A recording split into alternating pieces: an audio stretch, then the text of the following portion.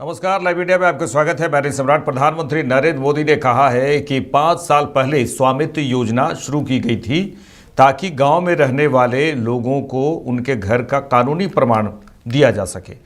और उन्होंने कहा है कि बीते 5 साल में लगभग 1.5 करोड़ लोगों को ये स्वामित्व कार्ड दिए गए हैं। और उन्होंने कहा कि इस कार्यक्रम में, आज के कार्यक्रम में 65 साल से ज़्यादा 65 लाख से ज्यादा परिवारों को ये स्वामित्व कार्ड मिले हैं। अभिनंदन करता हूं। साथियों, 5 साल पहले स्वामित्व योजना शुरू की गई थी ताकि गांव में रहने वालों को उनके घर का कानूनी प्रमाण दिया जा सके। कहीं इनको घरौनी कहते हैं, कहीं अधिकार अभिलेख कहते हैं, कहीं प्रॉपर्टी कार्ड कहते हैं, कहीं मालम पट्टा पत्रक कहते हैं, कहीं आवासीय भूमि पट्टा कहते हैं। अलग अलग राज्यों में नाम अलग अलग है, लेकिन ये स्वामित्व के प्रमाण पत्र ही है। बीते 5 साल में लगभग 1.5 करोड़ लोगों को ये स्वामित्व कार्ड दिए गए हैं। अब आज इस कार्यक्रम में 65 लाख से ज्यादा परिवारों को ये स्वामित्व कार्ड मिले हैं। यानी स्वामित्व योजना के तहत गांव के करीब 2.25 करोड़ लोगों को अपने घर का पक्का कानूनी डॉक्यूमेंट मिला है। मैं इन सभी को बहुत बहुत बधाई देता हूं। अपनी बीजेपी सांसद बांसुरी स्वराज ने कहा है कि प्रधानमंत्री नरेंद्र मोदी ने 9 वर्ष चढ़ते ही पूरे भारत और खासकर दिल्ली के सरकारी कर्मचारियों के लिए बहुत बड़ी भेंट दी है। प्रधानमंत्री नरेंद्र मोदी के नेतृत्व में कैबिनेट ने 8वें केंद्रीय वेतन आयोग के गठन को मंजूरी दे दी। इससे पूरे भारत में 48.62 लाख केंद्रीय कर्मचारियों को लाभ होगा। आदरणीय प्रधानमंत्री श्री नरेंद्र मोदी जी ने नववर्ष चढ़ते ही पूरे भारत के और खास करके दिल्ली के सरकारी कर्मचारियों के लिए एक बहुत ही बड़ा तोहफा, एक बहुत ही बड़ी भेंट दी है।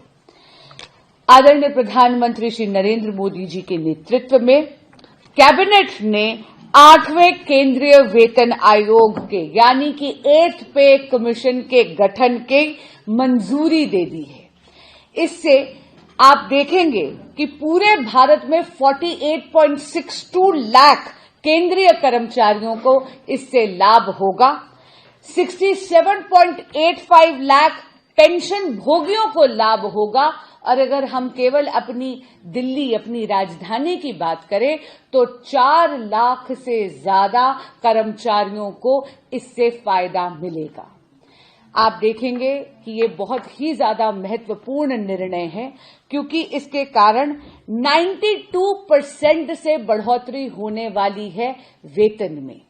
इसके कारण जो महंगाई का भत्ता है यानी डीए में भी वृद्धि होगी। जो होम के लिए अलाउंसेस होते हैं यानी घर खरीदना आसान हो जाएगा, रेंट करना आसान हो जाएगा। और ये पे कमीशन की रिकमेंडेशंस 2026 से लागू हो जाएंगी। इस अनूठे उपहार के लिए, इस दूरगामी, इस दूरदृष्टि वाले निर्णय के लिए दिल्ली प्रदेश हमारे यशस्वी प्रदेश अध्यक्ष वीरेंद्र सचदेवा जी के साथ समस्त भाजपा दिल्ली प्रदेश आदरणीय प्रधानमंत्री श्री नरेंद्र मोदी जी का आभार और अभिनंदन प्रकट करती है। अरविंद केजरीवाल पर बनी डॉक्यूमेंट्री की स्क्रीनिंग पर रोक लगी है और आपके राष्ट्रीय संयोजक अरविंद केजरीवाल ने इस मामले पर कहा है कि पुलिस ने फिल्म की स्क्रीनिंग रुकवा दी। आज सुबह पुलिस ने फिल्म की स्क्रीनिंग रुकवा दी। किसी भी कानून के तहत इसकी मंजूरी नहीं है कि पुलिस इस तरह से किसी फिल्म की स्क्रीनिंग रुकवा दे, उन्होंने कहा है। और उन्होंने ये भी कहा है कि बीजेपी इस फिल्म से इतनी क्यों डरी हुई है। मुद्दा आज है कि आम आदमी पार्टी पर एक फिल्म बनी है। इस फिल्म को आज हमने पत्रकारों को देखनी थी। उनके लिए एक स्पेशल स्क्रीनिंग रखी गई थी इस फिल्म की। आज सुबह ही पुलिस ने वहां पहुंच के उसकी स्क्रीनिंग रुकवा दी और कहा कि ये स्क्रीनिंग नहीं की जा सकती। किसी भी कानून में ये प्राइवेट स्क्रीनिंग थी, ये कोई पब्लिक स्क्रीनिंग नहीं थी। किसी भी कानून के तहत ये अलाउड नहीं है कि पुलिस इस तरह से कोई फिल्म की स्क्रीन। ये कोई इलेक्शन का कैंपेन नहीं था, वहां कोई इलेक्शन का झंडा नहीं था, वहां कोई इलेक्शन की स्पीच नहीं थी, वहां कोई इलेक्शन के किसी पार्टी के लिए वोट नहीं था, इलेक्शन का प्रचार नहीं था, किसी पार्टी के लिए वोट नहीं मांगा जा रहा था, किसी पार्टी के खिलाफ नहीं बोला जा रहा था। एक प्राइवेट स्क्रीनिंग थी फिल्म की। तो बीजेपी इतनी क्यों डरी हुई है इस फिल्म से? मैंने तो फिल्म नहीं देखी, लेकिन मुझे बताया गया है कि इस फिल्म के अंदर आम आदमी पार्टी के नेताओं को जो जेल भेजा गया पिछले 2 साल में, उन्हें जेल भेजने के पीछे की कहानी है और कई सारे रहस्यों से और षड्यंत्रों से ये फिल्म पर्दा उठाती है। और ये बीजेपी के गैर कानूनी और गैर संवैधानिक तरीके से जिस तरह से बीजेपी ने आम आदमी पार्टी के नेताओं को जेल भेजा था, उस पर से वो पर्दा उठाती है और इसीलिए बीजेपी इतनी ज्यादा डरी हुई है। तो हम इसकी कड़ी निंदा करते हैं कि ये फिल्म को इस तरह से रोका गया और हम उम्मीद करते हैं कि हमें परमिशन दी जाएगी इस फिल्म को दिखाने की। Thank you. पुलिस का ये कहना है कि परमिशन की अप्लाई नहीं किया गया, हमने कोई रोक नहीं लगाई। किससे लेनी होती है परमिशन? इलेक्शन कमीशन के कहाँ लिखा है? ये तो इलेक्शन का इवेंट ही नहीं है। पुलिस को बहुत समझाया गया, इसका इलेक्शन से कोई लेना देना नहीं है। वहां कोई इलेक्शन, कोई पार्टी का झंडा नहीं है, कोई प्रचार नहीं है, कोई वोट नहीं मांग रहे, किसी तरह का कोई इलेक्शन इवेंट नहीं है। गुंडागर्दी है, तानाशाही है। चलिए आगे बढ़ेंगे। कोलकाता के आर्जिकर बलात्कार हत्या मामले में सियालदह कोर्ट के फैसले पर पश्चिम बंगाल विधानसभा में विपक्ष के नेता और बीजेपी नेता शुभेंदु अधिकारी ने कहा, पीड़िता के परिवार और डॉक्टरों ने कई सवाल उठाए हैं, इन सवालों का जवाब मिलना चाहिए। सभी को उम्मीद है कि सुप्रीम कोर्ट और सीबीआई इसका पर्दाफाश करेंगे। उन्होंने कहा कि आज के फैसले में संजय रॉय दोषी करार दिए गए हैं, इसका स्वागत करता हूं और सोमवार को जो फैसला आएगा वो देखने वाली बात होगी कि क्या कुछ कोर्ट से फैसला आता है। भार्डिक्ट नहीं आया है, उनको चार्ज फ्रेम किया गया है, जो वो उसको पनिशमेंट डिक्लेयर मानने होगा, कैपिटल पनिशमेंट हो जाएगा, इसलिए चार्ज फ्रेम हो गया है। जो वो कह रहे हैं कि इसमें कोई एक आईपीएस ऑफिसर इन्वॉल्व है, एक बंदे की कौन इन्वॉल्व है तो सीबीआई को देखना पड़ेगा और सुप्रीम कोर्ट को देखना पड़ेगा, लेकिन उसका फैमिली और बंगाल का हर जनता का यही मांग है। जैसे डीएनए आया उसमें मिक्स्ड रिपोर्ट आया, जैसे फॉरेंसिक आया उसमें भी बहुत सारा क्वेश्चन डॉक्टर लोग भी उठा रहा है, उनका फैमिली उठा रहा है। ये सबको क्लियर करना फ्यूचर में चाहिए। ये पहला चार्जशीट है, इसका बाद बहुत सारा सप्लीमेंटरी चार्जशीट का मौका भी है। सबका उम्मीद है सुप्रीम कोर्ट और सीबीआई इसका पर्दाफाश करेगी, लेकिन आज जो हुआ उसको मैं वेलकम कर रहा हूँ। जिस तरह से संदीप घोष और टाला थाना पहले उनको ना उसका ऊपर तो इल्जाम था, उसका तो इल्जाम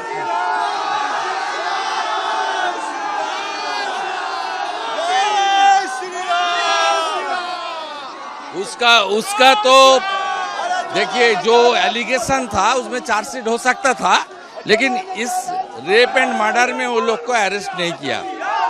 उसको अरेस्ट किया था लापरवाही के लिए और एविडेंस डिस्ट्रॉय करने के लिए। फ्यूचर में चार्जशीट देकर उन लोग को पनिशमेंट होना चाहिए, पनिशमेंट होने का मौका भी है, चार्जशीट देने का टाइम भी है। ठीक है।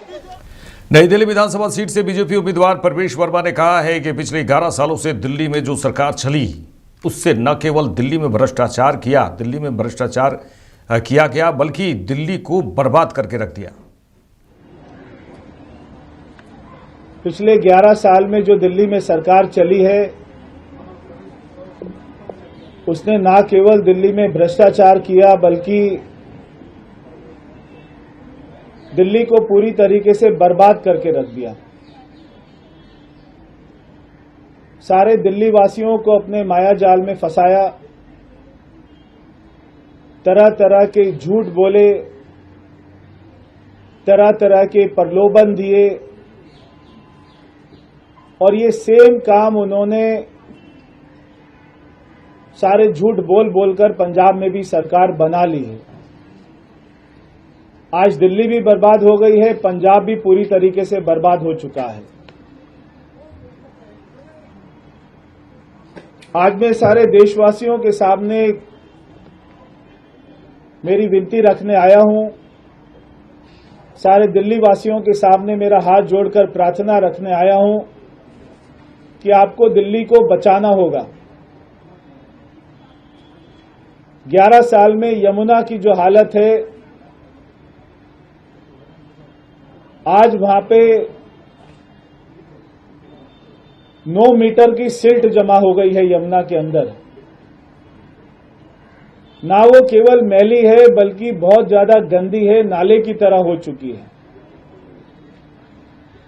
हम देखते हैं कि पूरे दुनिया में जहां पर भी रिवर होती है, वहां पे आसपास में पूरी कंट्री बस जाती है, शहर बस जाता है। हमारे यहां पे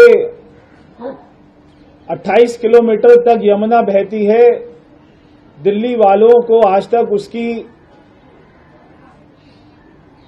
कोई भी महसूस नहीं हुआ कि दिल्ली में यमुना है, दिल्ली में रिवर है।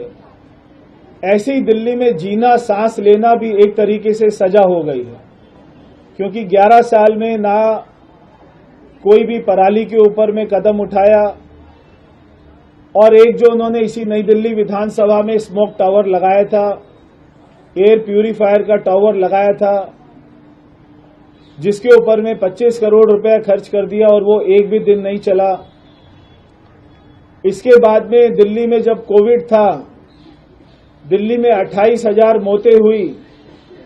28,000 मौतें जब हो रही थी, उस समय दिल्ली का बादशाह, दिल्ली का शहंशाह अरविंद केजरीवाल, वो अपना शीश महल बना रहा था। जब सारे दिल्ली में लोग उनसे हॉस्पिटल मांगते थे, तो वो शराब के ठेके खोल रहा था। ना लोगों को साफ पानी मिला, ना लोगों को फ्री की बिजली मिली, ना हमारे युवाओं को रोजगार मिला, ना सारे झुग्गी वालों को फ्लैट मिला, ना घर मिला, ना। आप संयोजक और नई दिल्ली विधानसभा सीट से उम्मीदवार अरविंद केजरीवाल पर बनी डॉक्यूमेंट्री की स्क्रीनिंग को लेकर विवाद पर ग्रेटर कैलाश विधानसभा सीट से आप उम्मीदवार सौरभ भारद्वाज ने कहा है कि आपके नेताओं को फंसाकर कैसे जेल भेजा गया, इसे लेकर एक डॉक्यूमेंट्री फिल्म बनाई गई। कोई फिल्म बने और उसकी स्क्रीनिंग पुलिस रोक दे, ऐसा हमने कभी नहीं सुना था। देखिए, कुछ लोगों ने किस तरीके से षड्यंत्र किए गए और आम आदमी पार्टी के नेताओं को फंसा के किस तरह से जेल में भेजा गया, इसके ऊपर एक डॉक्यूमेंट्री बनाई है। मुझे लगता है कि उसमें कुछ ऐसे गहरे राज हैं जिससे पता चलेगा कि किस तरीके से षड्यंत्र किए गए, कौन कौन लोग उन षड्यंत्रों का हिस्सा था, और किस तरीके से इन लोगों को जेल में भेजा गया और क्या परिस्थितियां आई। कोई फिल्म बने और उसकी स्क्रीनिंग पुलिस रोक दे, ये कभी हमने सुना नहीं था। 2024 के चुनाव में, लोकसभा के चुनाव में प्रधानमंत्री जी के ऊपर फिल्म बनी थी, विवेक ओबरॉय थे उसमें। वो फिल्म बाकायदा रिलीज हुई, थिएटरों पे चली। किसी की डॉक्यूमेंट्री की प्राइवेट स्क्रीनिंग आप रोक दें, इससे लगता है कि भारतीय जनता पार्टी काफी ज्यादा इस फिल्म को लेके नर्वस है और वो नहीं चाहती कि ये फिल्म जो है लोग देखें। मगर हम लोगों ने निश्चय किया है कि इस फिल्म को अब हम भी देखेंगे और जनता को दिखाएंगे। पटना में राजद की राष्ट्रीय कार्यकारिणी की बैठक हुई। इस बैठक में आगामी विधानसभा चुनाव को लेकर कई चर्चाएं हुई हैं।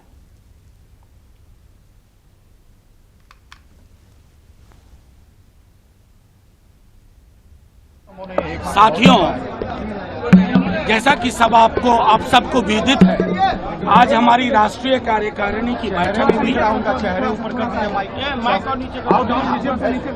हमारी राष्ट्रीय कार्यकारिणी की बैठक हुई। आदरणीय राष्ट्रीय अध्यक्ष लालू जी, हमारे नेता प्रतिपक्ष तेजस्वी जी, भूतपूर्व मुख्यमंत्री राबड़ी जी समेत दल के तमाम नेता, सांसद, विधायक, विधान पार्षद सब मौजूद थे। सांगठनिक प्रस्ताव पे चर्चा हुई। राजनीतिक प्रस्ताव जो कि आज के देश की हकीकत है, उस प्रस्ताव पे चर्चा हुई और संगठन को कैसे और धारदार बनाया जाए, वैचारिक रूप से और बूथ स्तर तक सांगठनिक प्रतिबद्धता के साथ। इन सब चीजों पर अलग अलग राज्यों से आए हमारे अध्यक्षों ने अपनी राय रखी और अपनी बात रखी। कुल मिलाकर के जब ये कार्यकारिणी के आखिरी संवाद में तेजस्वी जी के पश्चात हमारे आदरणीय राष्ट्रीय अध्यक्ष जी ने कहा कि अब बिगुल बज चुका है। जितनी महत्वपूर्ण चीजें हैं, माई बहन मान योजना, महिला सबलीकरण का इससे पूर्व ऐसा उपकरण बिहार में नहीं आया। 200 यूनिट फ्री बिजली, ऐसा उपकरण अभी तक नहीं आया। तीसरा, सामाजिक सुरक्षा पेंशन में 4 गुना की बढ़ोतरी, 4 गुना की बढ़ोतरी। और अभी लगातार ब्लूप्रिंट पे फीडबैक के आधार पर नेता काम कर रहे हैं, जिसमें बेरोजगार युवाओं के लिए, छात्रों के लिए कई तरह के रिलीफ और प्रोत्साहन पर भी वो विशद अध्ययन कर रहे हैं और लोगों से चर्चा कर रहे हैं। पूरी कार्यकारिणी एक जज्बे से लबरेज होकर के गई है। हर व्यक्ति इस संदेश के साथ गया है कि बिहार में महज सत्ता परिवर्तन नहीं होगा, सरोकार परिवर्तन होगा। राष्ट्रीय अध्यक्ष महोदय के साथ कितना मानते हैं पार्टी के चुनाव के लिए जरूरी था? देखिए, जो अभी चुनाव होना है और जो आज कार्यकारिणी, राष्ट्रीय कार्यकारिणी में जो फैसले लिए गए, बहुत महत्वपूर्ण फैसले लिए गए हैं और चुनाव को मद्देनजर रखते हुए सारे फैसले लिए गए हैं। तो जो हमारे दल के जो चेहरा है तेजस्वी जी, उनके कंधे पे बहुत बड़ी जिम्मेदारी दी गई है। सर, ये मैडम, ये जिस तरीके से नीतीश जी ने जो बयान दिया महिलाओं को लेकर, कपड़े पहले अब देखिए कितना अच्छा कपड़े पहनती है महिला लोग, कैसे देखते इस पूरे बयान को नीतीश जी? मेरे समय में कपड़ा पहनना ये अब कैसे कहे अब इस बयान को, क्योंकि एक बड़े नेता हैं, अनुभवी नेता हैं, लंबा समय मुख्यमंत्री भी रहे हैं, विधायक किसी का, वोट किसी का, लेकिन मुख्यमंत्री तो नीतीश कुमार जी ही हैं पिछले 20 वर्षों से। तो अब अगर वो इस तरह का बयान देते हैं तो उसमें क्या कहा जाए? दया आती है उनको इस तरह के बयान देख करके।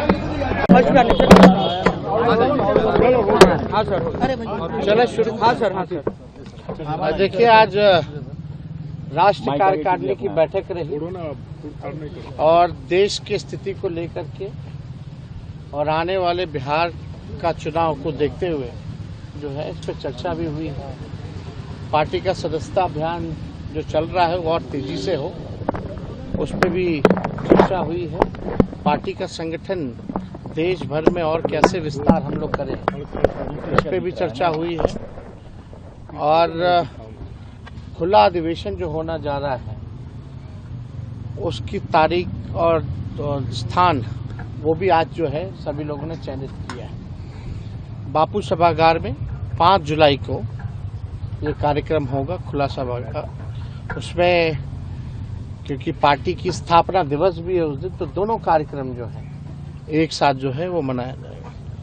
और सभी लोगों ने, देश भर के जितने राष्ट्रीय जनता दल के संगठनकर्ता, पदाधिकारी, बड़े नेता, सभी लोगों ने जो मुझ पर विश्वास जताया है, आदरणीय राष्ट्र अध्यक्ष जी से लेकर के सभी लोगों ने जो जिम्मेवारी दी है, उसको जो है आने वाले विधानसभा चुनाव में बखूबी ढंग से हम लोग निभाएंगे।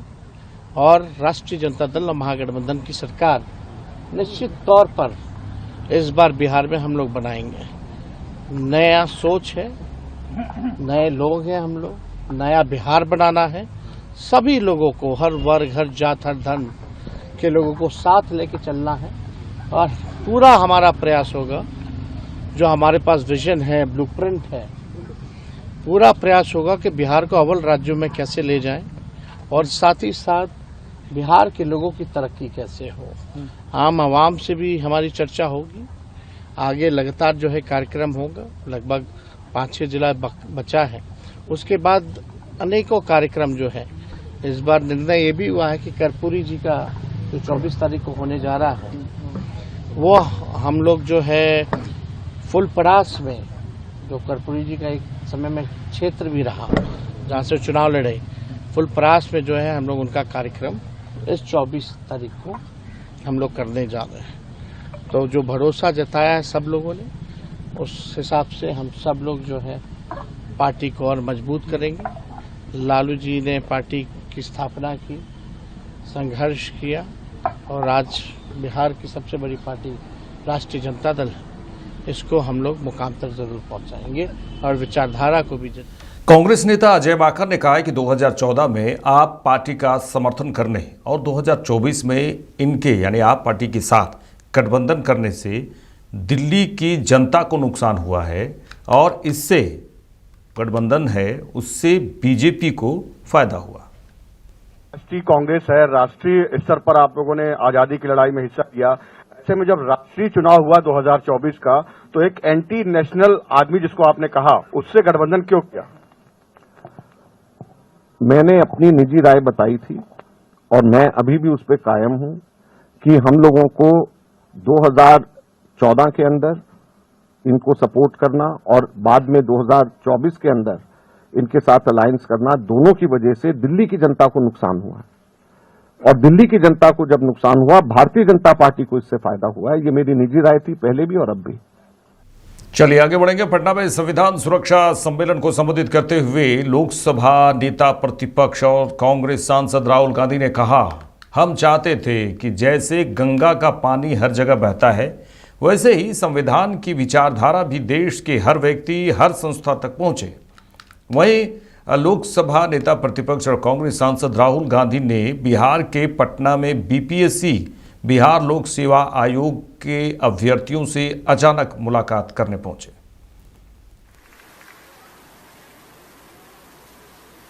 आज मैं यहां जब आ रहा था,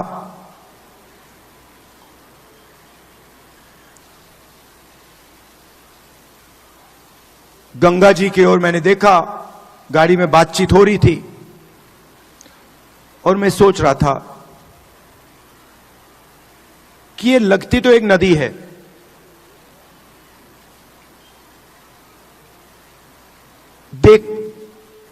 मैं इसको देख रहा हूं, एक नदी दिख रही है, मगर इसका पानी, इस नदी का पानी सब जगह है। अगर आपने आज सुबह पानी पिया तो वो आपके अंदर है, आपके खून में है। अगर आपने आज सुबह रोटी खाई तो उस रोटी में था।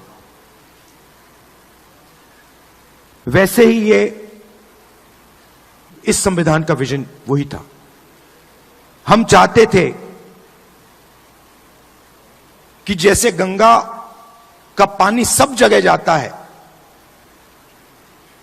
वैसे ही विजन था कि इस संविधान की जो सोच है वो हिंदुस्तान के कोने कोने में, हिंदुस्तान के हर व्यक्ति के अंदर, हर संस्था के अंदर जैसे गंगा का पानी जाता है वैसे जाए।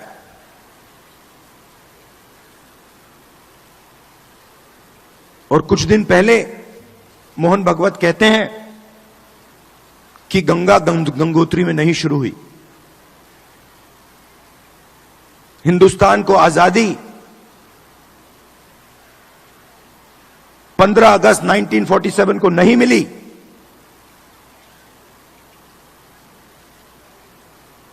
बाद में मिली। तो अगर मोहन भागवत कह रहे हैं कि 15 अगस्त 1947 को आजादी नहीं मिली, तो वो इसको नकार रहे हैं। वो कह रहे हैं खुले स्टेज में कह रहे हैं कि इस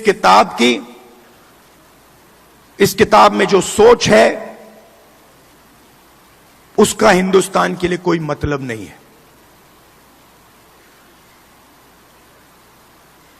यह आजादी का नतीजा नहीं था, क्योंकि उस समय मोहन भगवत के मुताबिक आजादी तो मिली नहीं।